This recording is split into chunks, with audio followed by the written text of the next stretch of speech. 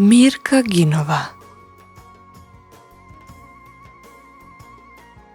Мирка Гинова е родена во сиромашно семејство во Русилово, мало село со околу 60 семејства во близината на Островско езеро, во Воденско. На 2 годишна возраст останала без својата мајка, со што ја почувствувала сета горчина и страдање во животот. Основно училиште завршила во селото Катраница. Незиниот татко, Константин Гинов, иако сиромашен, согледувајќи ја незината жед за знаење, со малку средства ја испратил на курс за учителки во Костур. По завршувањето на курсот за учители, Мирка подолг период се обидувала да се вработи. Но 6 години фашистичкиот режим на Метаксас ја попречувал да најде вработување.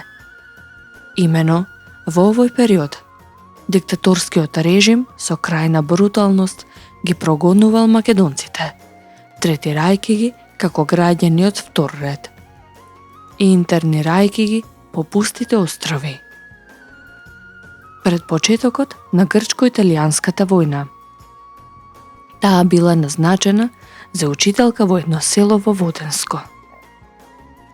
Мирка Гинова целата своја љубов ја насочила кон децата и за кратко време ја стекнала нивната доверба и почит, а целото село ја префатило како нивна.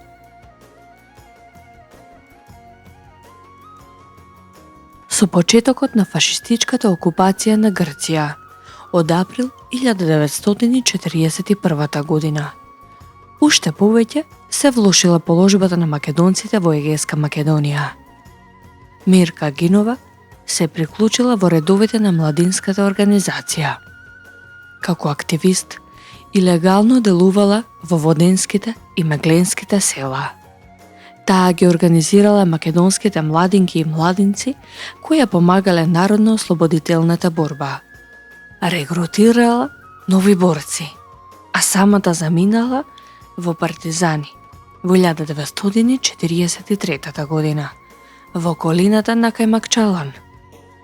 Мирка Гинова била секретарка на антифашистичкиот фронт на жените за Воденскиот округ.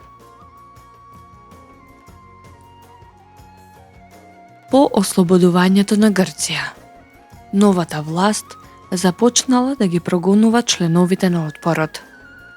Членовите биле масовно апсени, затворени и подложени на невидена тортура, а особено македонското население во Егејска Македонија било подложено на репресалии.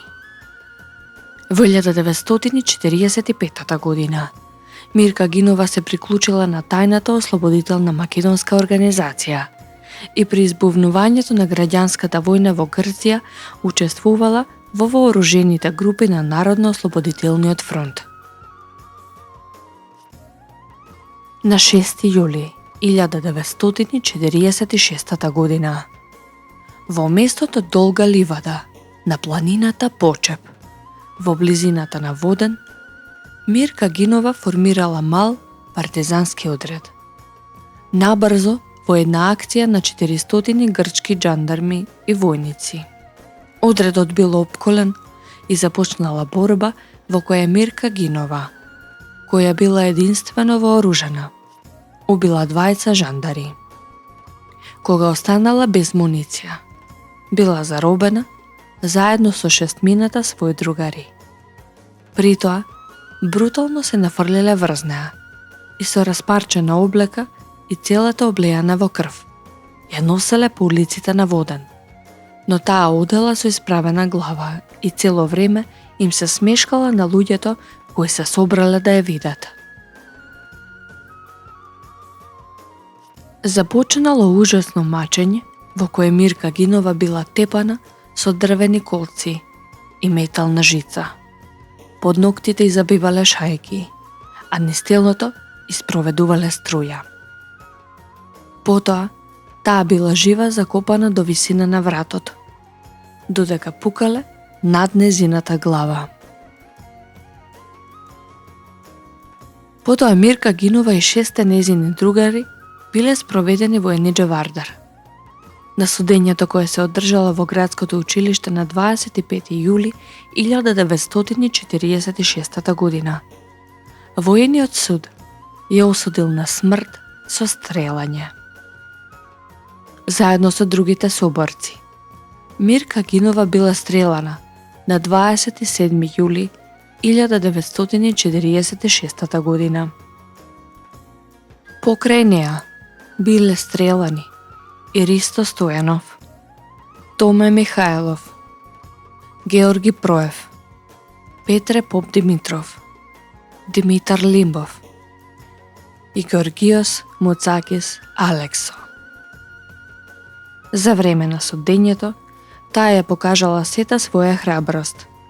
Иако свесна за последиците, пред судот во својата одбрана изјавила: Македонка сум и верувам во комунистичката партија, бидејќи само таа партија ги представува желбите на луѓето во Грција и гарантира за македонците еднакви права со сите други. Се борев против германците и сега сум горда дека умирам, бидејќи се борев против новите окупатори. Пред самиот чин на стрелање, еден од војниците кој бил присутен и пришол на Мирка, прашувајќи ја дали сака да се пренесе некоја порака на незиниот татко. А таа порачала само едно: умирам за нешто во што верувам со сета душа, како честна, а не како нечестна, за поарен живот на другите, а не за мојот.